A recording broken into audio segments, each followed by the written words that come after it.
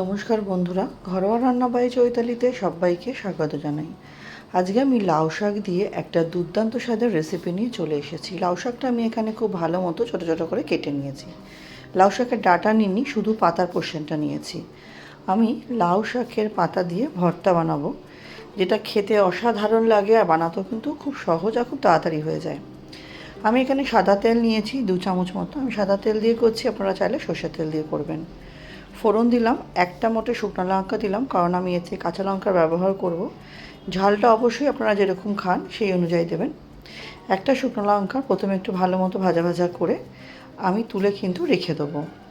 তারপর যে তেলটা থাকবে তার মধ্যে দিয়ে দেবো হচ্ছে 1 চামচ মতো কালো জিরে ফোড়ন, প্রায় 7-8টা মতো রসুনের কোয়া, আর দেবো হচ্ছে 2টো কাঁচা লঙ্কা। দিয়ে ফোড়নটা একটু হালকা আমি ভাজা ভাজা করে নেবো।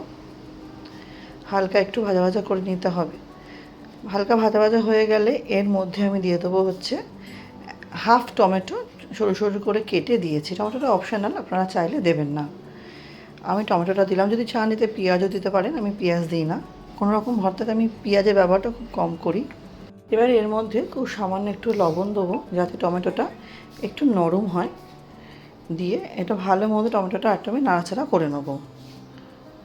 তারপর নাড়াচাড়া করে নেওয়ার পর যে আমি লাউ শাকগুলো কেটে রেখেছি, সেই লাউ শাকগুলো কিন্তু আগে কেটে ভালো মতো ধুয়ে নিয়েছি, সেইগুলো এর মধ্যে দিয়ে দেবো। সেই লাউ শাকগুলো এর মধ্যে দিয়ে একটু হালকা নাড়াচাড়া করে আমাকে কিন্তু এর মধ্যে আমি নুন হলুদ দেবো, দিয়ে ঢেকে এটাকে নরম হতে দিতে হবে। আমার রেসিপি আপনারা কে কোথা থেকে দেখছেন অবশ্যই জানাবেন বন্ধুরা। আপনাদের সুন্দর সুন্দর কমেন্টগুলো পড়তে যেমন আমার ভীষণ ভালো লাগে, আপনাদের কমেন্টে কিন্তু আমি রান্না করার উৎসাহ পাই। চ্যানেলে নতুন বন্ধু হয়ে থাকলে চ্যানেলটি সাবস্ক্রাইব করে পাশে থাকা অনুরোধ রইল। পাশে থাকা বেল আইকনটি প্রেস করে অল নোটিফিকেশানটা অন করে দেবেন, যাতে আমি চ্যানেলে নিত্য নতুন যখনই রেসিপি আপডেট করব সবার আগে আপনাদের কাছে নোটিফিকেশান পৌঁছে যাবে। পুরনো বন্ধুদের অনেক ধন্যবাদ পাশে থাকার জন্য, সহযোগিতা করার জন্য।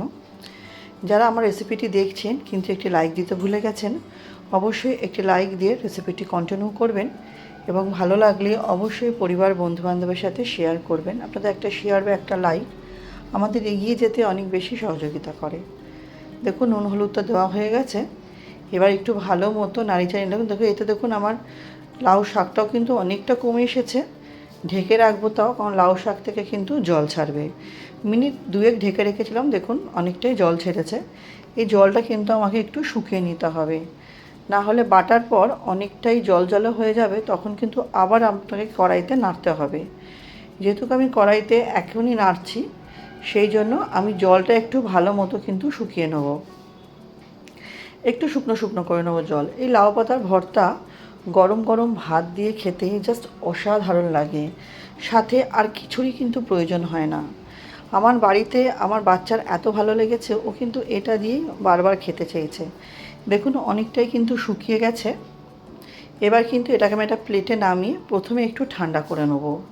সবসময় তো লাউ পাতা দিয়ে একঘেয়ে তরকারি খেতে ভালো লাগে না।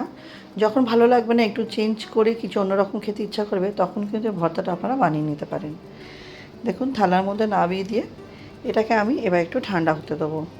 যখন দেখবো পরে ঠান্ডা হয়ে গেছে, এটাকে এবার কিন্তু আমি বেটে নেব। একটা মিক্সিং জারের মধ্যে নিয়ে এটাকে আমি এবার খুব স্মুথভাবে বেটে নিতে হবে। স্মুথভাবে বেটে ফিরে আসছি। দেখুন আমার বাটা হয়ে গেছে। এবার একটা প্লেটের মধ্যে আমি পুরো বাটাটাই মিক্সিং জার থেকে ঢেলে নিচ্ছি। ঢেলে নিয়েছি। এবার যে শুকনো লঙ্কাটা আমি আগে থেকে ভেজে রেখেছিলাম, তার মধ্যে সামান্য একটুখানি নুন দেব। নুন দিয়ে শুকনো লঙ্কাটা কিন্তু হাত দিয়ে ভালো মতো একটু চটকে নেবো, কারণ নুন দিয়ে চটকালে শুকনো লঙ্কাটা খুব ভালোভাবে কিন্তু একদম ঝুরো ঝুরো হয়ে যায়।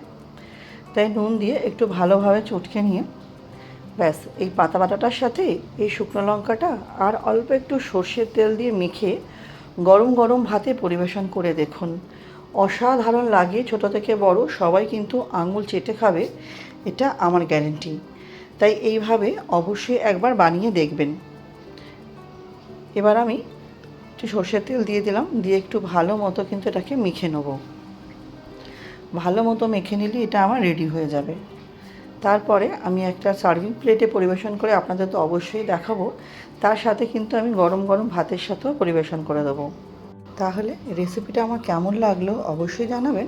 আমার সাথে রেসিপিটি শেষ পর্যন্ত ধৈর্য সহকারে দেখার জন্য আপনাদের সবাইকে অসংখ্য ধন্যবাদ। আজকের মতো ভিডিওটা আমি এখানেই শেষ করছি। নেক্সট দিন আবার হাজির হয়ে যাব নতুন কোনো রান্নার সাথে। সবাই খুব ভালো থাকবেন, সুস্থ থাকবেন।